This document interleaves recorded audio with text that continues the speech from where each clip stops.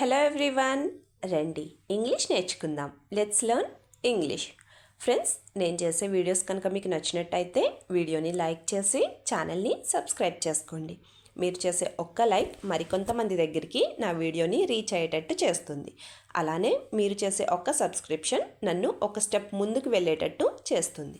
So friends, మర్చిపోకుండా వీడియోని like చేసి ఛానల్ని సబ్స్క్రైబ్ చేసుకోండి. ప్రీవియస్ వీడియోలో చూపించిన ఇమేజెస్ని కలిపితే వచ్చే కలర్ పర్పుల్. మరి ఈ వీడియోలో చూపిస్తున్న ఇమేజెస్ని బట్టి వచ్చే కలర్ నేమ్ ఏంటో కింద కామెంట్ సెక్షన్లో కామెంట్ చేసి చెప్పండి. First sentence of this video, మాట్లాడే విధానం నేర్చుకో. ఈ సెంటెన్స్ని మనం ఇంగ్లీష్లో ఎలా చెప్పాలి అంటే learn the way you speak.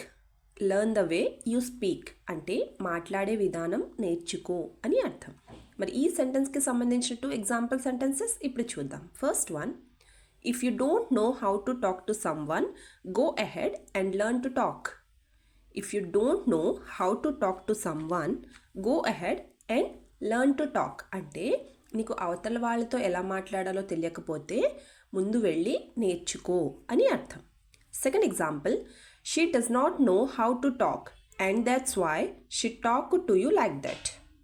She doesn't know how to talk and that's why she talked to you like that. అంటే తనకి ఎలా మాట్లాడాలో తెలీదు, అందువల్ల నీతో తను అలా మాట్లాడింది అని అర్థం. నెక్స్ట్ వన్, మతి లేకుండా మాట్లాడకు. ఇలా అనుకుంటూ ఉంటాం కదండి, మతి లేకుండా మాట్లాడకు.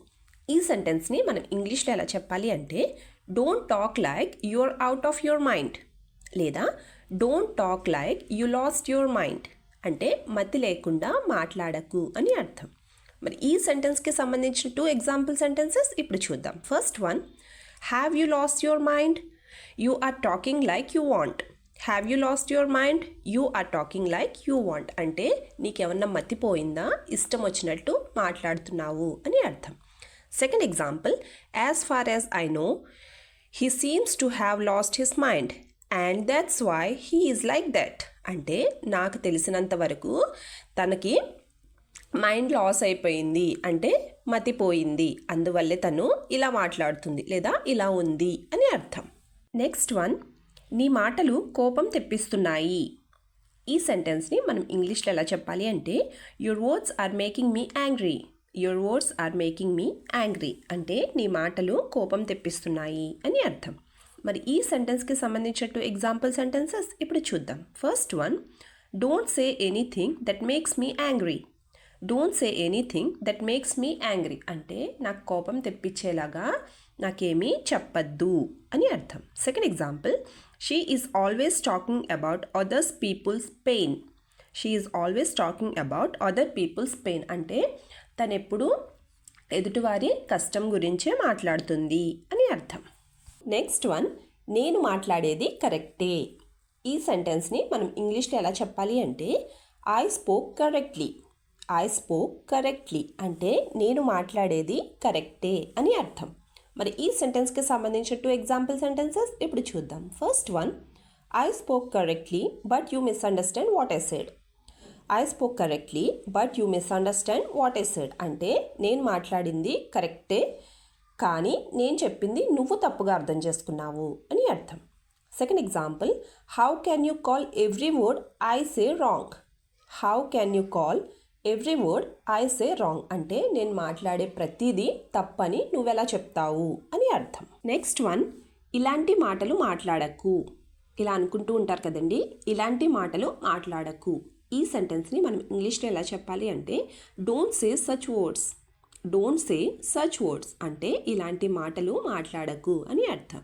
మరి ఈ సెంటెన్స్కి సంబంధించిన 2 ఎగ్జాంపుల్ సెంటెన్సెస్ ఇప్పుడు చూద్దాం. First one, it makes me cry when you say such hurtful words to me. It makes me cry when you say such hurtful words to me అంటే నువ్వు అలా నన్ను బాధించేలా మాట్లాడితే నాకు ఏడుపు వస్తుంది. హర్ట్ఫుల్ వర్డ్స్ అంటే అలా బాధ కలిగేలా మాట్లాడితే నాకు ఏడుపు వస్తుంది అని అర్థం. Second example, every word you speak is causing a fight. Every word you speak is causing a fight అంటే నువ్వు మాట్లాడే ప్రతి మాట గొడవకి కారణమవుతుంది అని అర్థం, లేదా నువ్వు మాట్లాడే ప్రతి మాట వల్ల గొడవ జరుగుతుంది అని అర్థం. Last sentence of this video, మాట్లాడేవన్నీ చెత్త మాటలే. ఇలా కోపంలో అంటూ ఉంటారు కదండి, మాట్లాడేవన్నీ చెత్త మాటలే అని. ఈ సెంటెన్స్ని మనం ఇంగ్లీష్లో ఎలా చెప్పాలి అంటే, all you talk is rubbish. All you talk is rubbish అంటే మాట్లాడేవన్నీ చెత్త మాటలే అని అర్థం. మరి ఈ సెంటెన్స్కి సంబంధించిన 2 ఎగ్జాంపుల్ సెంటెన్సెస్ ఇప్పుడు చూద్దాం. First one, I don't talk about useless scrap at all. I don't talk about useless scrap at all అంటే నేను పనికిరాని చెత్తవాటి గురించి నేను మాట్లాడను అని అర్థం. Second example, talking about them will not do us any good and it will be a waste of time అంటే వాళ్ళ గురించి మాట్లాడడం వల్ల మనకేమీ మంచి జరగదు, పైగా వేస్ట్ ఆఫ్ టైం, పైగా మనకి టైం అంతా వేస్ట్ అవుతుంది అని అర్థం. వీడియో లాస్ట్ వరకు చూస్తున్నారు అంటే నా వీడియో మీకు నచ్చుతుంది, అలాగే నా వీడియో మీకు ఎక్కడో చోట యూజ్ అవుతుంది అనే కదండి. సో ఫ్రెండ్స్, ప్లీజ్ నా వీడియోని లైక్ చేసి ఛానల్ని సబ్స్క్రైబ్ చేసుకుని మీ సపోర్ట్ నాకు తెలియచేయండి. Thank you.